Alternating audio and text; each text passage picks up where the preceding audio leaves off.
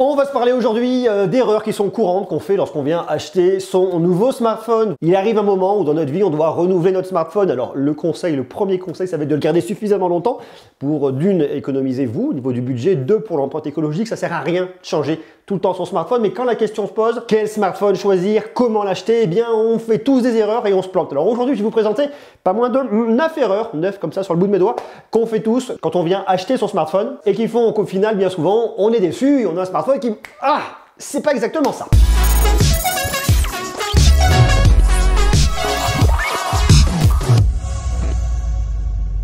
Vous avez déjà été déçu lorsque vous avez acheté un smartphone. Alors rassurez-vous, vous n'êtes pas le seul. C'est vrai que quand on n'y connaît rien, c'est souvent dur de faire son choix, on se laisse guider par des idées reçues et bien souvent on est déçu. Donc ici je vous dresse la liste non exhaustive d'erreurs courantes, communes, qu'on fait tous lorsqu'on vient choisir son smartphone et qu'on n'y connaît rien. L'idée de cette vidéo, c'est de vous présenter les différentes erreurs pour que vous ne les fassiez pas la prochaine fois que vous allez changer votre smartphone. Comme ça, vous serez averti et il n'y aura plus de problème. Et je vous conseille de bien regarder cette vidéo à la fin parce qu'en plus, je vais bien vous donner quelques conseils et astuces, donc ça, c'est super. Mais avant toute chose, je vous invite à venir vous abonner pour tout savoir sur l'ActuTech. Je partage bien évidemment avec vous tout plein de conseils, d'astuces. Je vous présente aussi les nouveautés, que ce soit des smartphones, des montres, des tablettes, et je vous parle bien évidemment de vous et de votre vie numérique, donc ça c'est super cool. Je vous invite à cliquer sur le petit bouton en bas rouge. S'il est rouge, c'est que vous n'êtes pas abonné. Vous actionnez la cloche, comme ça vous serez notifié dès qu'une prochaine vidéo arrivera, et ça, c'est vraiment bien. Le premier point concerne la caméra. C'est un des usages principaux. On l'utilise quasiment tous sur notre smartphone pour faire des photos, que ce soit pour immortaliser des moments importants en famille,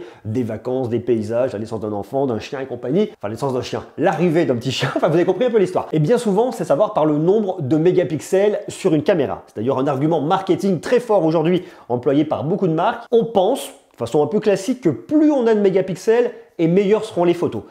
C'est pas nécessairement vrai. La qualité de vos photos va dépendre de plusieurs facteurs. Ça va dépendre déjà de la qualité de votre capteur. Vous pouvez avoir un capteur avec 108 mégapixels, 64 mégapixels, 48 mégapixels, 12 mégapixels et pourtant ne pas avoir des photos qui seront vraiment à la hauteur. Ça dépend donc déjà de la qualité de votre capteur, ça dépend de la performance de votre processeur. Si vous avez un processeur qui est suffisamment puissant pour bien calculer, ça va dépendre de l'intégration logicielle, ça va dépendre des choix qui ont été faits par le constructeur pour le rendu final de votre photo. Ça va dépendre bien évidemment de votre optique. Vous comprenez, ça va dépendre de beaucoup de facteurs. Vous regardez par exemple sur les iPhones, dernier iPhone par exemple, dernier iPhone 12 Pro ou 12 Pro Max. C'est aujourd'hui un des meilleurs photophones qui existent et pourtant vous avez 3 capteurs de 12 mégapixels chacun. On est donc très loin des 108 mégapixels, des 48 mégapixels. Mais pourtant, croyez-moi, les photos sont vraiment extrêmement qualitatives et on va même les utiliser pour tourner des films avec. Donc vous voyez, comme quoi, c'est pas le nombre qui est important. La deuxième erreur, c'est de vouloir plein de capteurs. On se dit quand on va acheter un smartphone, eh bien on va souvent choisir un smartphone avec 4 capteurs, 3 capteurs. Plus on en a et plus on se dit que c'est bien. Souvent aujourd'hui, on nous propose 3 capteurs à l'arrière, voire 4 capteurs à l'arrière et puis des fois 2 capteurs à l'avant. C'est pas nécessairement le nombre qui va être une fois de plus intéressant, puisque sur les 4 capteurs que vous allez pouvoir trouver à l'arrière, eh bien il y en a peut-être un seul qui sera réellement intéressant. Il arrive dans des segments sur l'entrée et le milieu de gamme de vous retrouver avec un capteur principal qu'on va appeler ici le grand angle, qui ira bien, en tout cas ça sera probablement le meilleur. Vous pouvez vous retrouver avec de la macro. Aujourd'hui la macro, ça sert pas à grand chose. Vous pouvez vous retrouver avec 2 capteurs de profondeur, ça arrive globalement pour le mode portrait, ok, mais va-t-on souvent utiliser le mode portrait?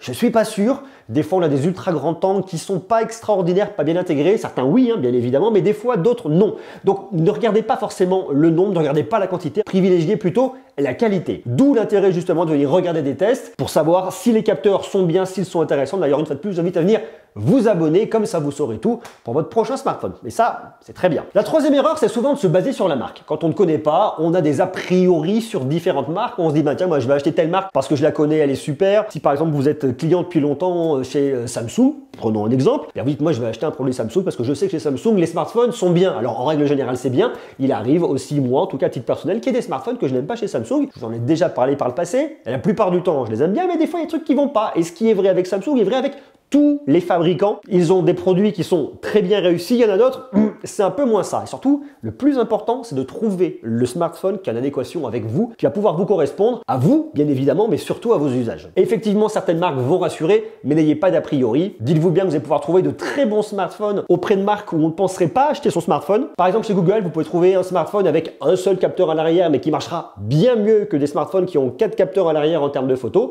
qui sera performant, qui aura une bonne expérience et qui sera vraiment vraiment agréable à utiliser. Autre erreur, c'est le fait de regarder que la grosse batterie. C'est vrai que c'est un argument marketing qui est très important et surtout dans l'entrée de gamme. Dans l'entrée de gamme, tous les constructeurs se battent pour vous proposer de très grosses batteries, 5000 mAh, 6000 mAh et que sais-je encore, il y en aura de plus en plus dans les temps à venir, il y aura probablement du 7000, 8000 mAh. Bon, on n'y est pas encore, mais en tout cas, c'est la tournure que ça prend. On se dit que du coup, avec une très grosse batterie, on va profiter d'une très belle autonomie d'un smartphone qui va durer extrêmement longtemps. Alors, c'est vrai et pas vrai à la fois.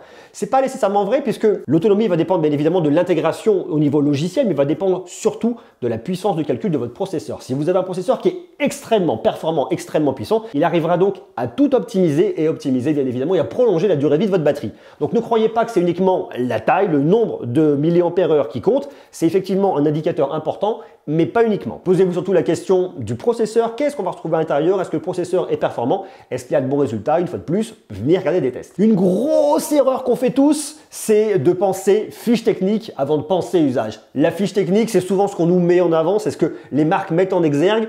Vous avez tel processeur, vous avez tel ci, vous avez tel ça, vous avez un capteur de 48 mégapixels. C'est pas nécessairement intéressant. Pensez surtout à vous et à vos usages. Je vous prends l'exemple du capteur de 48 mégapixels. Vous avez différents fabricants de capteurs de 48 mégapixels. Vous en avez qui sont très bons. Il y en a d'autres qui sont pas extraordinaires et qui seront beaucoup moins performants. C'est la même chose pour les processeurs. Vous avez certains processeurs qui sont très performants, d'autres non. Dites-vous bien que de toute façon, ce que les marques vont chercher à faire, c'est à vendre les produits. Donc, elles vont avoir un discours marketing qui vont aller dans ce sens pour vous dire on a le meilleur produit, c'est super bien, on aura les meilleures photos, on aura les meilleures performances. C'est pas nécessairement vrai. Une fois de plus, venez regarder les tests, venez comparer, venez vous renseigner pour vraiment être sûr de tout ça. Il faut savoir démêler le vrai du faux. Par exemple, il y a beaucoup de constructeurs qui vous disent regardez, c'est super, je vous ai mis une caméra macro sur votre smartphone. Vous allez pouvoir faire de la macro, mais en réalité, au niveau des usages, est-ce que vous allez souvent faire de la macro? Est-ce que vous allez photographier des petits insectes? Est-ce que vous allez photographier votre peau de très près? Qu'est-ce que vous feriez avec une caméra de macro? Moi, je suis vraiment pas convaincu et une fois de plus, on va vous mettre en avant une fiche technique, vous en donner plus, un capteur de plus, alors que globalement, tout le monde s'en fout. Il existe certains très bons appareils pour faire de la macro, mais ça court pas les rues.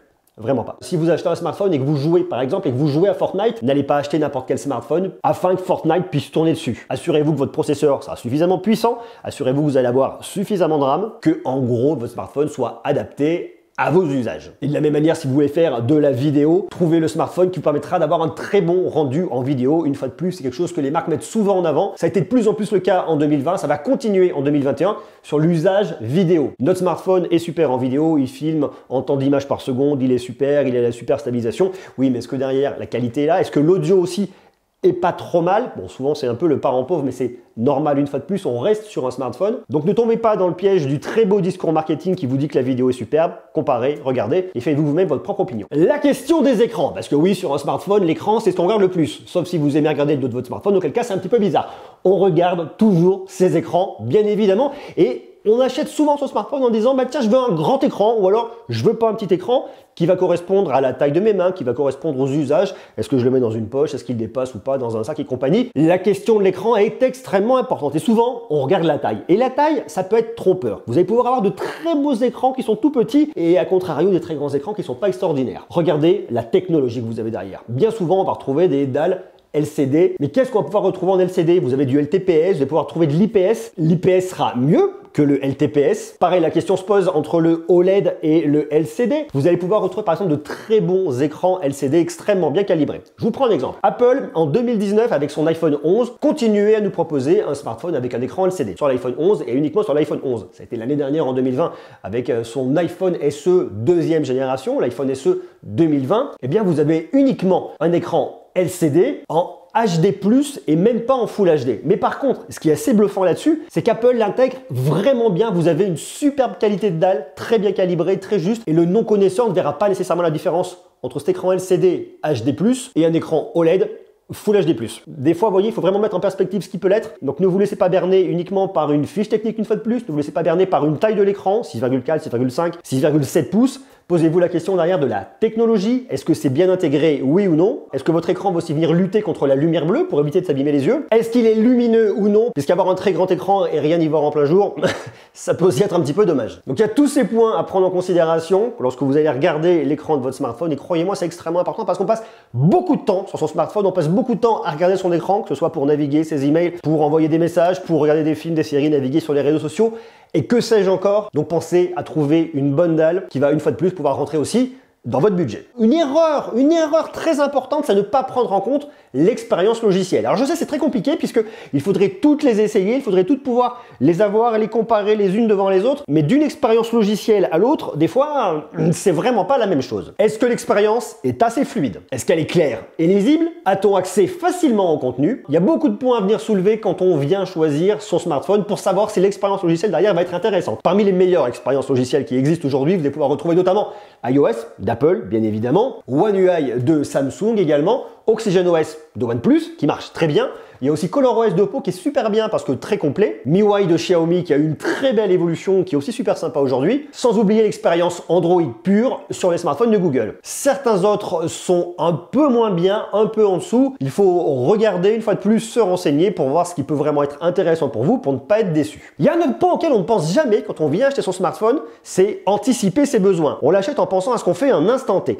Alors des fois, il faudrait réussir à se projeter un peu plus loin. Alors je sais que c'est compliqué, mais si vous achetez un smartphone, vous l'achetez pour minimum 2 ans. Un peu plus si vous pouvez, ça serait vraiment bien, une fois de plus pour éviter le gaspillage. Et notamment au niveau du stockage. Pensez à ce que vous en faites aujourd'hui et ce que vous en ferez demain. Il m'est déjà arrivé par le passé d'acheter un smartphone avec une capacité de stockage trop réduite et arrive un moment où je n'ai plus de place pour stocker de nouvelles applications ou de nouvelles photos. Donc j'étais obligé de supprimer 2 applications pour en installer une. Là il y a un moment, ça ne va pas, ça ne marche pas. Donc en stockage, pensez vraiment à un grand minimum de 64 Go de stockage, pas de 16, pas de 32. Si vous pouvez 128, c'est bien pour ne pas déchanter rapidement. Et puis le dernier point, et non des moindres, c'est souvent de s'arrêter qu'au design. Quand on n'y connaît rien, on va d'abord acheter un smartphone par rapport à l'image qu'il renvoie. Est-ce qu'il est beau? Est-ce que je le trouve sympa? Est-ce que je le verrai bien dans ma poche et dans ma main? Alors ça c'est bien, c'est un point important, mais ça ne doit pas masquer tous les autres points que je vous ai montrés juste avant. Des fois on va trouver des smartphones qui nous paraîtront très beaux, mais qui derrière ne seront pas ouf au niveau de la photo, avec un écran pas complètement incroyable, avec une expérience logicielle qui est pas dingue. Le design effectivement est important, mais doit être moins important que tous les autres points que je vous ai cités précédemment. Vous voilà maintenant averti, vous ne ferez donc plus ces erreurs lorsque vous allez venir acheter votre prochain smartphone. Alors maintenant je vais vous donner quelques conseils lorsque vous allez venir acheter votre smartphone. C'est une nouveauté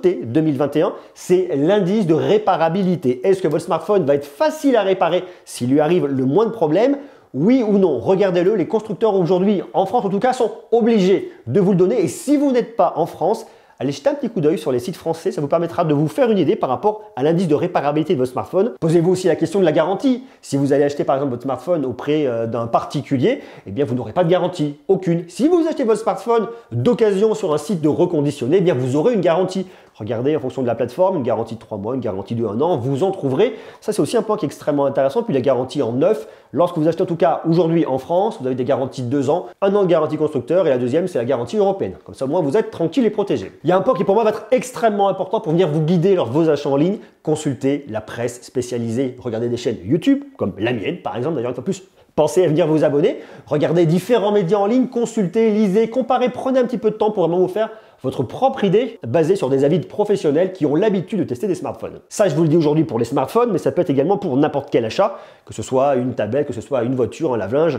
Enfin bref, vous avez compris un peu l'histoire. Alors il y a une autre petite astuce, je sais que c'est les vendeurs de e-commerce qui vont faire la tête, mais des fois mieux vaut acheter en ligne, comme ça si le smartphone ne vous plaît pas, sous 14 jours, vous pouvez le renvoyer et vous faire rembourser. Ça vous coûtera juste les frais de retour, les frais d'expédition retour, mais ça peut vous éviter des déconvenus sur le long terme. Et une fois que vous avez trouvé un smartphone qui vous plaît, regardez s'il est disponible en reconditionné pour l'acheter un peu moins cher. Ça sera bon pour votre portefeuille, ça sera bon pour la planète, ça permettra à des smartphones de vivre et d'exister un peu plus longtemps au lieu d'être jetés et recyclés directement. À vous de me dire, vous, ce que vous pensez de ces quelques conseils, astuces et de ces points que j'ai soulevés ici dans cette vidéo. Est-ce que vous avez, vous aussi, des astuces à venir partager? Si oui, marquez-les-moi en bas en commentaire, on partage, on argumente, on discute, ça c'est vraiment bien. Sur ce, je vous embrasse, beaucoup d'amour, on rendez-vous très vite, des cœurs, du love et à très bientôt. Ciao!